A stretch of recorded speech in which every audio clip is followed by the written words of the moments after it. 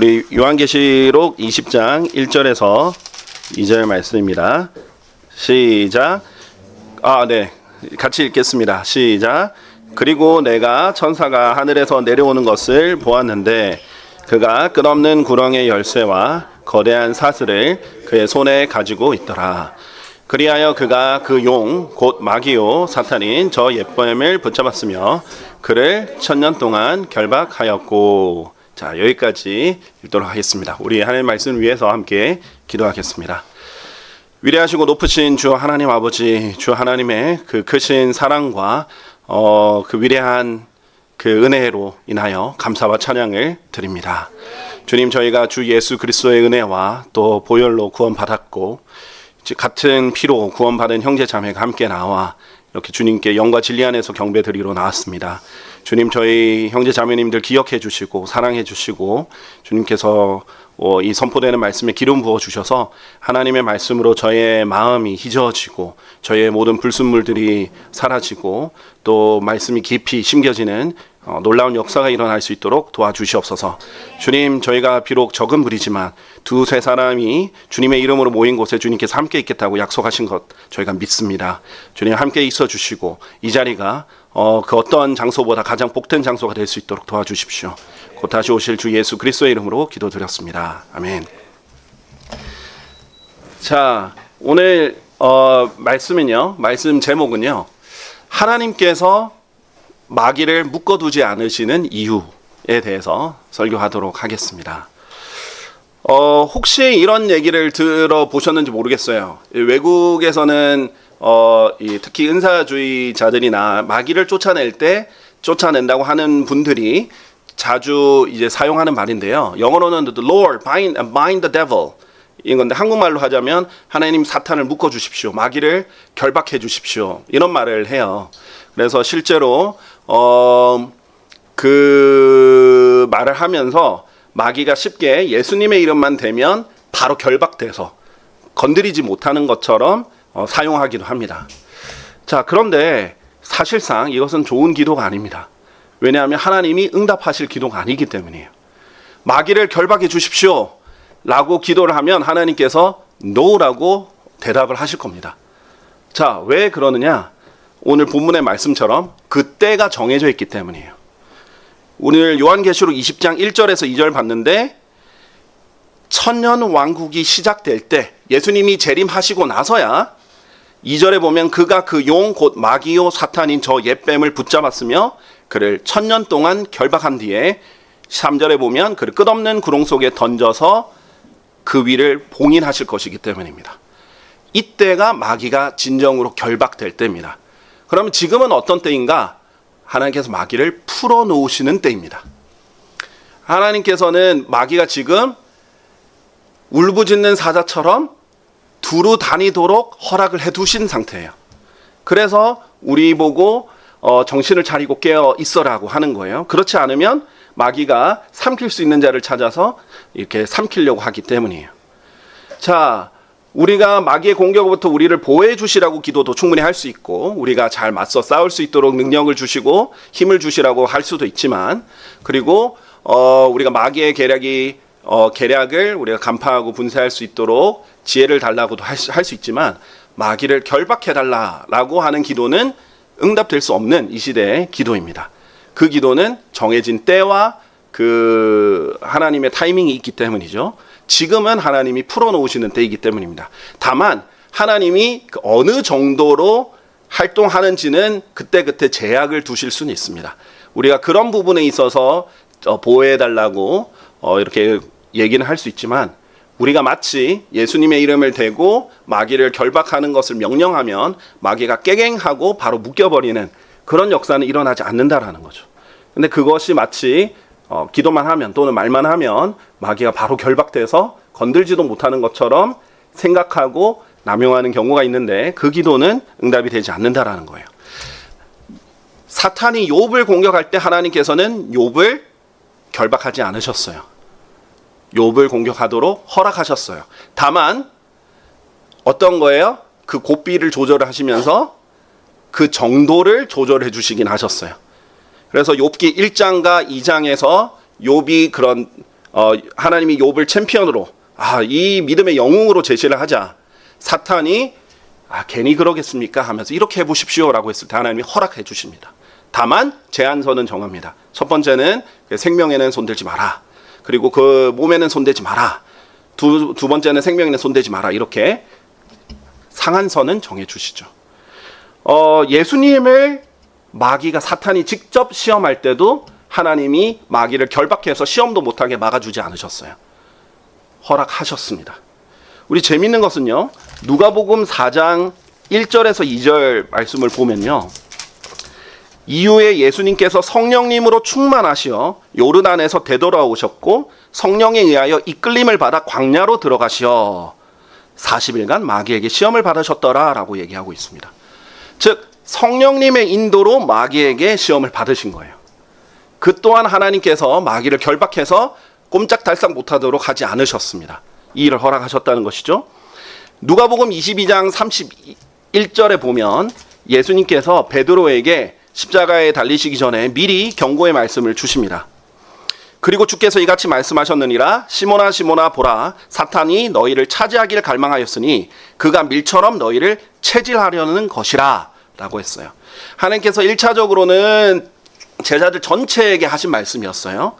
그러나 32절에 그러나 내가 너의 믿음이 쇠하지 않도록 너를 위하여 기도하였느니라. 그런즉 내가 회심하면 너의 형제들을 강건하게 하라고 베드로에게 특별히 말한 거예요. 시몬아 시몬아 보라 하면서 너희라고 제자들 전체에게도 말했지만 결국에는 너라고 베드로에게 정확하게 얘기하셨죠. 자, 이때도 하나님께서는 사탄이 베드로를 체질하지 못하게 묶어두지 않고 결박하지 않으셨어요. 체질하는 것을 심지어 허락하셨습니다. 다만 예수님께서는 베드로를 위해서 기도해 주셨죠. 또한 바울의 경우도 마찬가지예요. 고린도후서 12장 7절 한번 보시면요, 성경에서 바울에 대해서 이렇게 얘기를 하십니다. 바울이 이렇게 말하죠. 그런즉 계시들의 풍요함으로 말미암아 내가 정도를 지나쳐 크게 높아지지 않게 하고자 육체의 가시 곧 사탄의 전령이 나를 치도록 주어졌으니 내가 정도를 지나쳐 크게 높아지지 않게 하려 함이라 라고 되어 있습니다.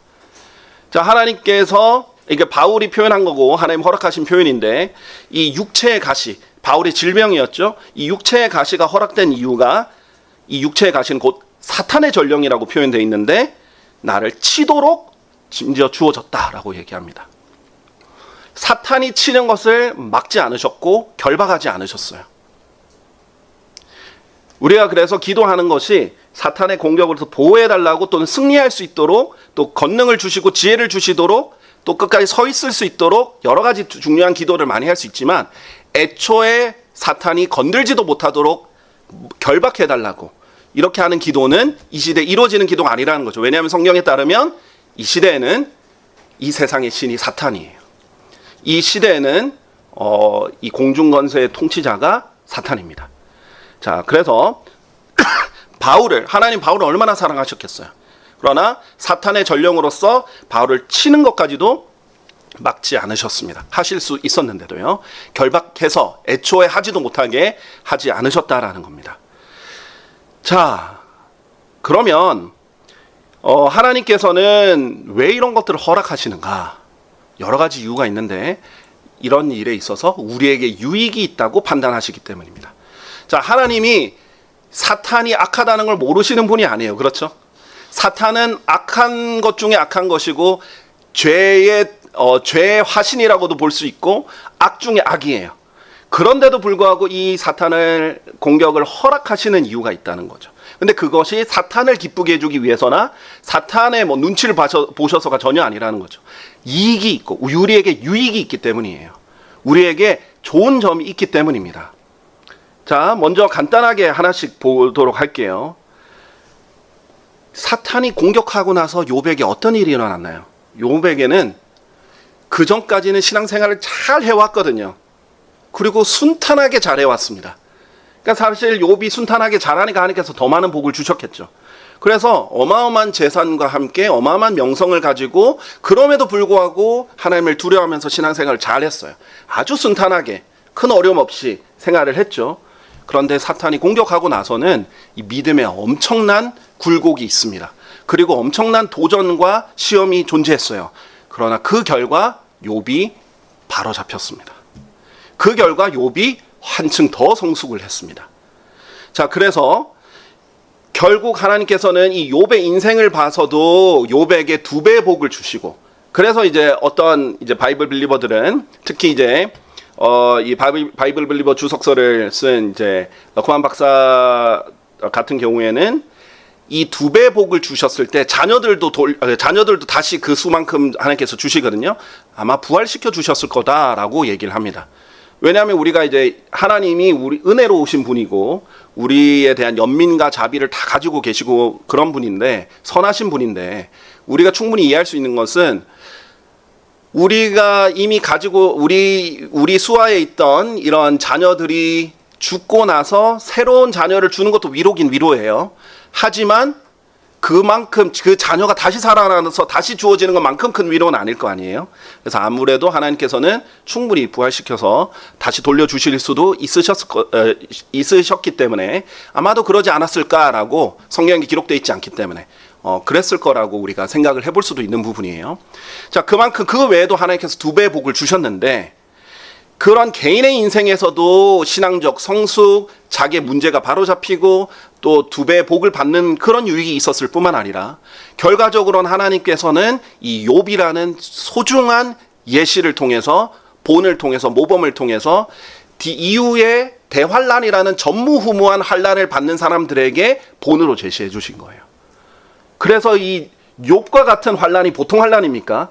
그런데 정말 대환란이라고 불리는 그때 욥을 통해서 욥의 인내를 통해 결국은 하나님은 심히 선하시고 자비로우시구나, 이것을 그냥 허락하시는 분이 아니구나, 나중에는 2배의 복을 받고 하나님께서 그것을 다 돌려주실 뿐만 아니라 지켜주시고 다 의도가 있으시구나 라는 그 인내의 본으로 삼고자 또 제시해 주셨죠. 그래서 정말 대환란 때는요, 간절히 욥기를 많이 읽을 거라고 생각합니다. 개인적으로도요, 제가 큰 어려움과 고난이 있을 때 가장 많이 읽었던 책이 욥기와 시편이었거든요. 그런데 그런 분들도 많이 있어요. 어려움을 당할 때 욥기나 시편을 통해서 위로를 많이 얻었다라는 분들이 많이 있는데, 대환란 때 너무나 실질적으로 붙잡아야 될 그런 책이 될 거라고 확신을 합니다. 자, 2번째로는요, 예수님께서 이 마귀에게 시험을 3가지를 통해서 시험을 받잖아요. 시험을 받고 나서 되돌아오셨을 때 누가복음 4장 14절에 이렇게 기록을 하거든요. 누가복음 4장 14절에 보면요, 그러자 예수님께서 성령의 권능 안에서 갈릴리로 되돌아오셨더라. 그러자 주변의 전 구역에서 그분에 관한 명성이 두루 퍼져나갔더라 라고 되어 있습니다. 자, 예수님이 마귀에게 시험을 받고 나서 돌아오셨더니 어떻게 돌아오셨다고요? 성령의 권능 안에서 갈릴리로 되돌아오셨다. 그 권능 안에서 사역을 했더니 그 수많은 사람들에게 이 권능이 전파가 돼서 명성이 두루 퍼져나가고 예수님에 대해서 더 많이 알려지는 계기가 된 거예요. 자, 이 사탄의 시험은요, 용광로로도 표현이 되는데, 이 용광로를 잘 통과해서 더 튼튼하게 나오면 하나님께서는 이 사람에게 더 많은 권능으로 사용을 하시는 거예요. 성령의 인도로 사탄에게 시험을 받았더니 그 시험을 통과하고 나서는 성령님의 권능으로 사역을 시작할 수 있게 된 것입니다. 하나님은 더 크게 사용하시기 위해서도 사탄이라는 용광로를 사용하신다라는 것입니다. 그래서 하나님께서는 아예 결박하지 않는 이유가 있다라는 것입니다. 지금 이 시기에. 자, 그 다음에 왜냐하면 지금 이 세상이 너무나 악한데 우리가 이런 단련 없이는 군인으로서 싸우지를 못해요. 그리스도의 훌륭한 군인으로서 열심히 잘 싸워야 되는데, 그러지 못하고 정말 추풍낙엽처럼 오합지졸처럼 툭 건드리면 쓰러지는 그런 사람들이 되면 안 되겠죠. 그래서 이 군인들을 많이 훈련을 시키는 조교라든지 그 훈련소나 이런 걸 담당하는 사람들을 보면 어떻게 하면 훌륭한 군인을 만드느냐, 특히 이제 특수부대 군인이라든지 이런 더 수준 높은 군인들을 어떻게 만드느냐 물으면 공통점이 있습니다. 더 많이 빡세게 굴려라. 더 많이 힘들게 해라. 더 훈련도 고강도로 하고 더 힘들게 하고 뭐 이 특수부대 중에 뭐 지옥 주간도 있고 뭐 얼마나 힘들면 지옥이나 말을 붙이겠어요 사람들이. 지옥을 안 믿으면서도 지옥이 제일 힘든 건 다 알아요. 그런 것들을 붙여가면서도 극한의 상황까지 몰아가서 극복하게 만들잖아요. 탈락하는 사람이 있다 할지라도 오히려 그걸 통과하는 사람이 훨씬 더 많은 것을 수행할 수 있기 때문에 그 높은 고강도 훈련을 제시하는 거예요. 그랬을 때 훌륭한 군인이 나오는 거예요. 온실 속에서 자란 화초가 튼튼한 게 아니라 비바람을 맞는 잡초가 혹시 훨씬 더 튼튼하다는 거죠. 하나님께서 그걸 아시기 때문에 허락하신다는 거예요. 그러면서 우리가 예수님을 통해서 우리가 배우는 수많은 교훈들이 있습니다. 그 중에 대표적인 게 뭐냐면 예수님조차도 예수님이 신성을 사용하신 게 아니거든요. 신성을 사용할 수가 없어요. 이 마귀에게 시험을 받을 때. 왜냐하면 신성을 사용해버리면은 마귀는 시험할 수가 없어요. 왜냐하면 성경에선 하나님은 시험을 당하지 않으신다라고 했거든요. 인간으로서 우리의 인간의 입장에서 시험을 다 당하셨고 그것을 말씀으로 승리하셨거든요. 아, 예수님도 말씀을 사용하셔서 마귀에게 승리하셨구나. 3번 다 기록되기를 이렇게 하면서 다 사용하신 거예요. 그랬더니 승리하더라 이거예요. 이것을 우리에게 보여주시는 거예요. 예수님조차도 신성을 사용하지 않고 인성으로서 마귀에게 시험을 받을 때 하나님의 말씀을 사용해서 승리하셨다라는 아주 좋은 본을 보여주신 것입니다. 그 뒤에 수많은 사람들이 보고 배울 수 있고 얼마나 많은 유익을 누렸겠어요. 여러분의 승리가 여러분에게도 하나님께서 사탄의 공격을 허락하실 수도 있거든요. 여러분이 그만큼 수준이 된다는 거예요. 1번. 엄청난 시험과 막 흔들리는 일도 있을 거고 어려운 일들이 있을 거예요. 그러나 1차적으로는 여러분이 감당할 수 있으니까 하나님이 여러분을 더 사랑하고 더 쓰고 싶으니까 단련을 시키고 싶으시니까 한 단계 더 업그레이드 시키고 싶으니까 그걸 허락한다는 거예요. 1번. 그리고 나서 2번은 여러분이 그 승리했을 때 더 많은 사람들이 유익을 볼 겁니다. 자, 솔직히 이 지역교회에 있으면서 그 큰 유익 중에 하나가 뭐냐면 주변 사람들을 통해서 빨리 배울 수 있다는 거예요. 그리고 정말 살아있는 예시들이 있다라는 거예요. 솔직히 이제 막 같이 신앙생활 하시는 분들 입장에서는요, 성경을 가지고 교훈을 바로바로 얻기가 쉽지가 않습니다. 아직 성경 읽어도 이해가 안 되는 게 너무 많아요. 성경을 어디서 어디로 펼지도 잘 몰라요. 그리고 이때는 어떤 성경으로 유익을 얻어야 되는지도 몰라요. 개인적으로 묵상하는 것도 아직 잘 모를 때가 있어요. 그런데 교회를 갔더니 거기에는 어떤 한 성도님이 이렇게 해서 극복했더라. 이렇게 해서 승리했더라. 이런 어려움이 있는데 하나님이 이런 도움과 은혜를 주셨더라. 이게 훨씬 더 와닿거든요. 그 단계별로. 그리고 성경을 좀 묵상하고 아는 사람조차도 그걸 실제로 적용해서 승리하는 예시가 여기서도 나오고 저기서도 나오고 이런 것들을 볼 때마다 더 기운을 얻는단 말이에요. 우리가 같이 싸우는 전우기 때문에, 우리가 동료 군인들이기 때문에 큰 힘을 얻습니다.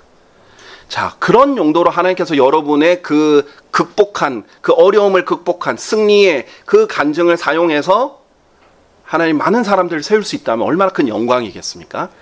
여러분이 욥만, 바울만, 다윗만 그런 예가 되는 것이 아니잖아요.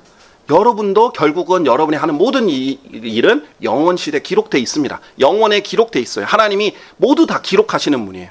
하나님은요, 메모광이라고 볼 수 있어요. 우리가 감히 신성한 분한테 광을 붙이고 싶진 않지만 정말 메모에 철저하신 분이에요. 그런데 너무 감사한 건 뭐예요? 죄는 자백하면 지워주시는데 우리가 잘한 것들은 영원히 기록되게 해주신다는 거예요. 자, 여러분 생각해 보세요. 영원 시대에 가면 우리의 지금의 이 이야기가 또 다른 성경이 돼서 모든 사람들에게 전파되지 않을 거라는 보장이 어디 있어요? 성경은 지금 이건데 또 다른 하나님의 예화집으로 나올 수도 있는 거예요. 어떤 영원히 갈 수 있는 예화집으로 하나님께서 사람들에게 쓰일 수도 있는 거죠.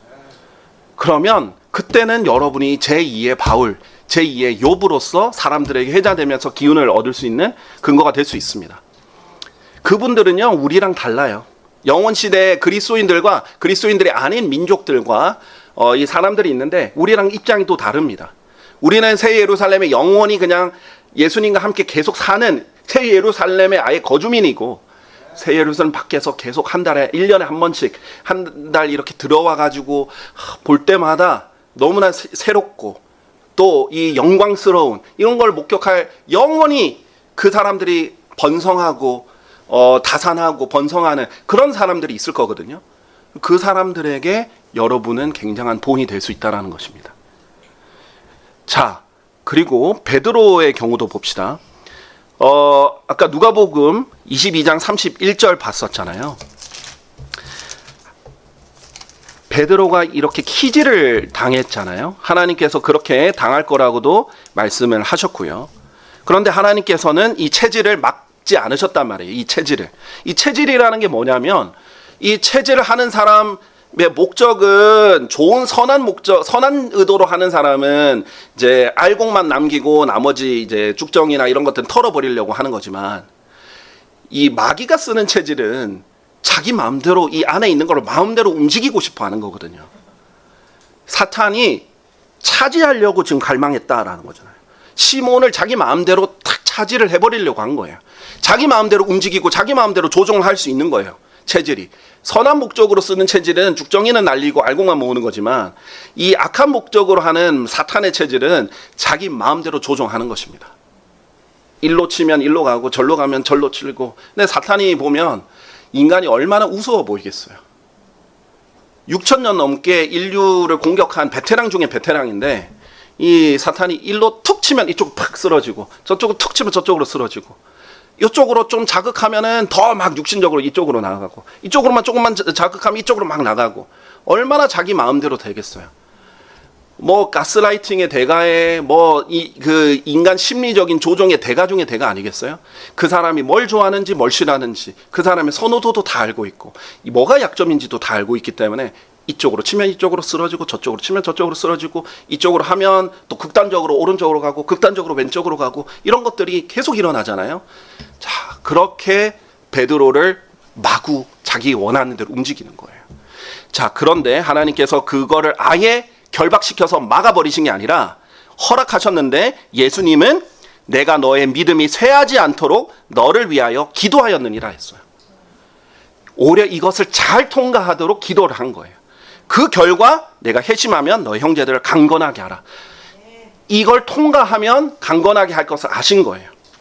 예수님은 이 베드로가 체질 당하는 것 자체를 막으신 게 아니라 체질을 당하고 나서 베드로가 그 체질 당하기 전에는 자신만만했거든요. 예수님이 성경까지 인용해 가면서 우리가 이 사람들이 안 그럴 것 같지만요. 성경을 믿는다는 사람들도 성경을 인용해서 제시해도 그래도 자기가 옳다는 사람들이 있거든요. 베드로는 성경을 믿는 사람이에요. 그런데도 불구하고 하나님이 성경을 인용해 가면서 너는 실족할 거다 했는데 아닙니다 그랬어요. 전 죽어도 절대 그러지 않겠습니다 이런 거예요. 사람마다 그런 고집스러운 영역들이 있어요. 특히 그것이 개인의 경험과 결부가 됐던가 개인의 신념과 결부가 됐던가 아니면 개인의 선호도에 강력하게 연결됐던가 아니면 그 기간이 오래됐던가 그러면 성경이 아니라고 해도 자기는 옳다고 하는 것들이 있단 말이에요. 그런데 하나님께서 이 베드로가 그렇게 체질 당하는 걸 보고 베드로가 체질 당하는 걸 경험하면서 사탄이 움직이는 대로 자기가 그렇게 쓰러질 수 있구나라는 걸 깨닫는 걸 아시는 거예요. 베드로는 결국 예수님을 3번 부인하고 나서 예수님과 눈이 마주쳤습니다. 예수님 미리 알려주셨거든요. 그리고 심지어 시험에 들지 않도록 깨어서 기도하라라고 얘기까지 했습니다. 그런데 베드로는 잤죠. 그 자신감과 함께 깨어 있지도 않았어요. 이 사람들이 참 안 좋은 자신감이 뭐냐면 그걸 자만이라고 하거든요. 교만이라고도 합니다. 성경에서 분명히 말한단 말이에요. 그러나 자기는 괜찮을 거라고 생각하는 게 문제예요. 예를 들면 예를 들어봅시다. 지난주 주일 설교가 듣는 것에 주의하라는 거예요. 듣는 것을 분명히 주의해야 되거든요. 내가 무엇을 듣고 내가 무엇에 귀를 기울이느냐가 내 신앙에도 영향을 미칠 수 있고 내 인격에도 영향을 미칠 수 있고 이걸 알아야 돼요. 그리고 분명히 주의를 기울여서 걸러내야 되거든요. 그런데 그러지 않고 난 괜찮아 하고 듣고 있으면 분명히 이것이 잘못된 걸 들으면 오염된다는 거예요. 이게 잘못된 인격이 형성된다는 거예요. 자, 생각해 보세요. 제가 예전에는 필리핀에 있을 때 오히려 더 애국심이 생겨서 한국 정치에 대해서 더 많이 관심을 가지고 본 적이 있었거든요. 물론 한국에 있을 때도 그 전에도 좀 일반적으로 관심이 있었지만은 제가 정신 차린 것 중에 하나가 뭐냐면, 와, 내가 여기 필리핀 선교하러 와서 한국 정치, 그때는 애국심이란 이유로 한국 정치 하루에 5시간, 6시간을 보고 있는 거예요. 아니, 내가 지금 이 필리핀에 있는 한 명의 혼이라도 더 주님께 이렇게 쟁취하고자 내가 여기 와서 이렇게 고생하고 있는데도 지금 여기 와서 지금 대여섯 시간에 이걸 보고 있다니, 우선순위가 지금 잘못돼도 잘못됐다, 이걸 확 느낀 거예요. 자, 그런데 어쨌든 그때 제가 느낀 게 뭐냐면 제 언어와 말과 말투와 생각까지 바뀌는 거예요. 굉장히 비판적으로 바뀌었습니다. 정치인들이 항상 하는 말투들 있죠. 방식들 있죠. 그런 것들이 급격하게 변하는 건 아니지만 반영이 되는 거예요. 그런데 이게 성도들도 그런 식으로 변해 가거든요. 뭔가 투쟁적으로 바뀝니다. 그 외에도 여러 가지가 바뀌어요. 말투나 이런 게 다 바뀌어요. 막 싸우려고 해요. 그럼 막 요구합니다. 공개해라. 뭐 이래라. 자기가 의혹 제기하고 의혹을 밝혀라, 이렇게 하고 온갖 그런 걸, 이런 것들을 남발하면서 그뿐만 아니라 투쟁적으로 우리는 그리스도 안에서 질서와 화평을 중요하게 여기는데 그게 아니라 자꾸 싸우려고 그러고 네 편 내 편 나누려고 그러고 막 비평하고, 이런 것들이 이게 정치적인 언어와 말투가 오염이 되는 걸 느꼈어요. 아, 내가 이게 영이 잠식당하는구나 라고 느꼈어요. 그런데 이게 나쁜 건 아니잖아요. 이게 악한 건 아니에요. 이거 자체만 보면. 심지어 어떤 거는 좋은 것도 있단 말이에요. 뭐 애국심이 나쁜 건가요? 좋은 거란 말이에요. 근데 이게 영을 잠식하면서 사실 그 좋다라는 이유만으로 세상의 말투, 세상의 방식, 세상의 그런 육신적인 것들을 흡수하는 거예요. 근데 정치만 그렇겠습니까? 제가 이 목회를 필리핀까지 합치면 거의 10년을 했는데, 그 전에 제가 또 사역을 돕는 사역으로 또 있었던 기간 하면 거의 20년 가까이 됐는데, 있으면서 여러 번 봤지만은 또 다양한 이상한 또 교리들의 흥미를 느껴가지고 귀를 기울이면요, 자기는 괜찮을 거라고 생각하는데 거기서 또 쉽게 설득이 돼서 또 흔들리는 것도 봤어요. 근데 자기는 괜찮다고 생각하고 또 자기는 바르게 판단할 수 있다고 생각해가지고 또 쉽게 그것을 또 믿어버리고 확신하는 것들도 봤어요. 정말 교리 하나 믿고 정립하는 것 오래 걸리거든요. 이 신중해야 되는 건데, 요즘은 특히 유튜브 시대가 되니까 온갖 것들이 막 나오는데 이게 잘못하면 너무 쉽게 믿을 수가 있단 말이죠. 그런데 정말 신중해야 되거든요. 정말 하나를 믿고 하나를 정립하는 게 정말 신중해야 되는데, 이게 사실 목회자의 입장과, 목회자도 다 신중한 게 아니죠. 저도 목회자들 중에서도 쉽게 또 믿어버리거나 쉽게 또 판단하는 경우도 많이 보긴 했지만, 그래도 목회자의 입장과 일반 성도님들의 입장도 달라요. 왜냐면 목회자는 한 번 말할 때 특히 더 조심을 하게 되는데, 아무래도 입장이 있다 보고 이 자리가 있다 보니까. 그런데 일반 성도님들은 또 쉽게 얘기를 할 수도 있거든요. 그러다 보니까 더 이런 다양한 것이 나오는 것을 보고, 아, 진짜 듣는 것 자체가 하나님께서 주의하라고 하는 이유가 있구나, 무엇을 듣고 어떻게 듣는 게 주의하라는 이유가 있구나, 이렇게 생각을 해야 되는데, 그게 아니라 난 괜찮아, 하나님 주의하라 했지만 난 괜찮아, 이렇게 되는 거예요. 그리고 한두 번 들어봤더니 자기는 별 문제가 없는 것 같아요. 자기는 여전히 자기인 거예요. 그런데 그건 몰라서 그럽니다. 이게 정말 하나님의 CT, 하나님의 엑스레이 이런 것들로 보면 이미 진행되고 있는데 자기는 괜찮다고 생각하는 거예요. 원래 암도 그렇죠.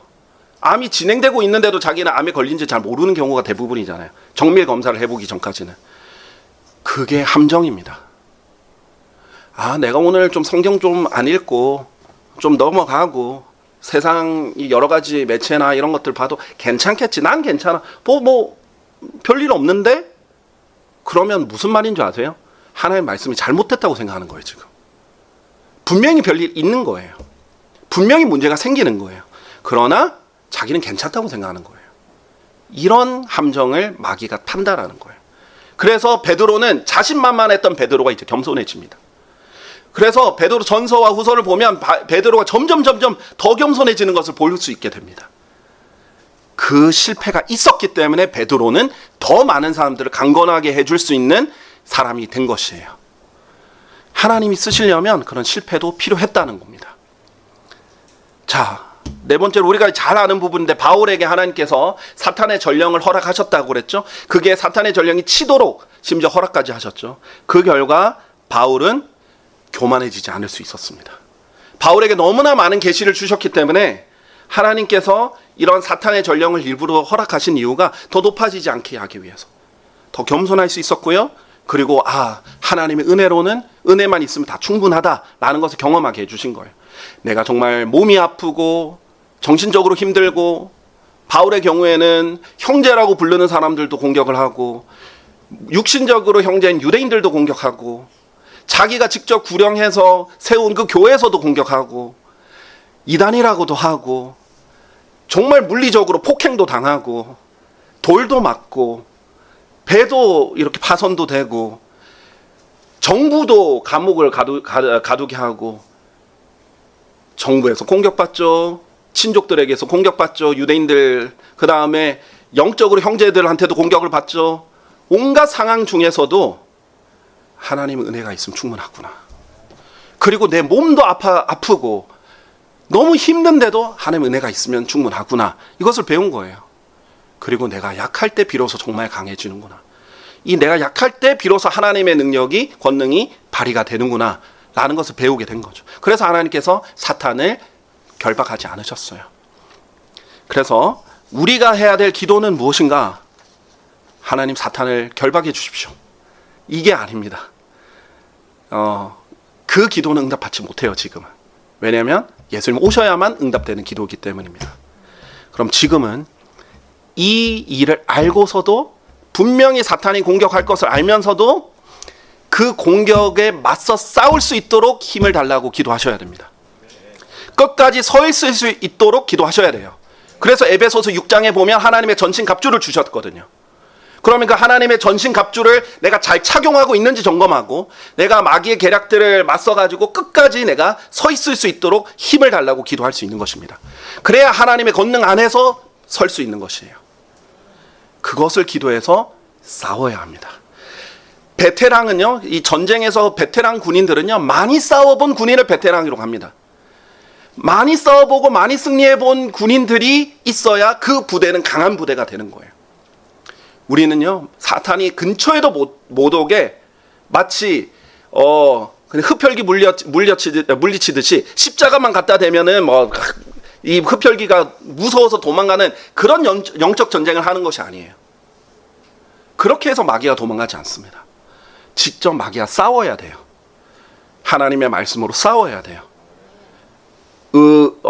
구원의 투구로 실제로 싸워야 돼요. 의의 흉배로 싸워야 돼요. 진리의 허리띠로 싸워야 되고, 믿음의 방패로 싸워야 되고, 그 다음에 복음의 신발로 싸워야 됩니다. 그래서 승리를 계속해서 하나님 말씀대로 순종했더니 이런 결과가 나왔다는 것을 주변 군인들에게 알려줘야 됩니다. 그리고 같이 훈련 받자. 그리고 같이 싸우자. 그래서 동료 군인들을 일으켜줄 수도 있어야 됩니다. 그런 강한 군인들을 만들기 위해서는 우리에게 사탄이 필요합니다. 하나님 그것을 알기 때문에 지금은 가둬두지 않는 것이에요. 자, 그래서 제가 오늘 결론을 맺고 싶은 것은 이것입니다. 여러분은 마귀의 공격이나 어려움이나 고난이나 이런 부정적인 것들을 마냥 피하고만 있으십니까? 아니면 그걸 현실로 인지하고 맞서 싸우고 계십니까? 무조건 어려운 일이 없도록 기도하고 계십니까? 사탄이 근처에 얼씬도 안 하도록만 기도하십니까? 아니면 그런 일은 반드시 있을 것이나 내가 잘 싸울 수 있도록 기도하고 계십니까? 여러분에게 어려움을 그냥 안 당하고 편하게 있는 것을 위해서 기도하십니까? 아니면 내가 승리하고 극복해서 다른 사람들에게 좋은 영향력을 끼칠 수 있고 그 사람들도 같이 세울 수 있도록 기도하십니까? 여러분의 기도는 바뀌어야 됩니다. 혹여나 그 전에 잘못된 영향으로 마귀를 근처도 얼씬하지 않도록 하나님께서 결박해 주시도록, 하나님께서 그냥 무조건 나는 무균지대로 살 수 있도록, 온실 속에 살 수만 있도록 기도하셨다면 하나님 뜻과 맞지 않다라는 것을 기억하시고, 지금 예수님이 오시기 전까지는 우리는 군인으로서 살아야 된다는 것을 명심하시고 기도하시면 좋겠습니다.